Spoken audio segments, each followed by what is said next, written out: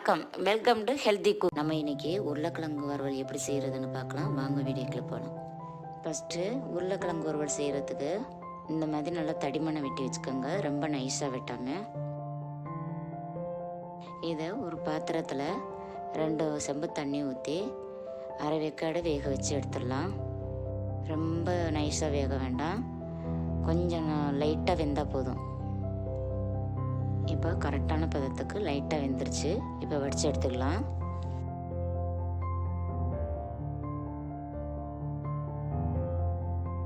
இதில் 3 table spoon மைதா மாவு, 2 table spoon அரிசி மாவு, தேவையான அளவு இந்துப்பு, மிளகாய்த்தூள் 1 டீஸ்பூன், மஞ்சத்தூள் 1 teaspoon, pepper 1 teaspoon, garam masala 1 teaspoon, சோள மாவு 1 டேபிள் ஸ்பூன். இது கூடவே 4 பச்சை மிளகாய், 4 பல்லு பூண்டு, 1 துண்டு இஞ்சி, இதெல்லாம் சேர்த்து அரைச்சி பேஸ்ட் பண்ணிடலாம். அதையும் இது கூட சேர்த்து பிணைஞ்சிக்கலாம். இப்போ கொஞ்சம் தண்ணி சேர்த்து நல்லா பிணைஞ்சு எடுத்துக்கலாம். லாஸ்ட்டாக கட் பண்ணி வச்சுருக்கிறேன் பொடிசாக கொத்தமல்லி, அதையும் சேர்த்துக்கலாம். இந்த உருளைக்கிழங்குல 2 சைடும் நல்லா மசாலா சேரணும்.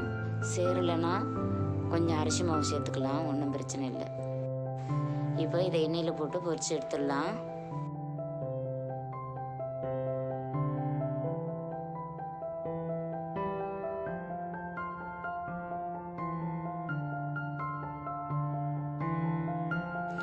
டேஸ்டியான உருளைக்கிழங்கு வறுவல் ரெடி. கண்டிப்பாக உங்கள் வீட்டில் செஞ்சு பாருங்கள்.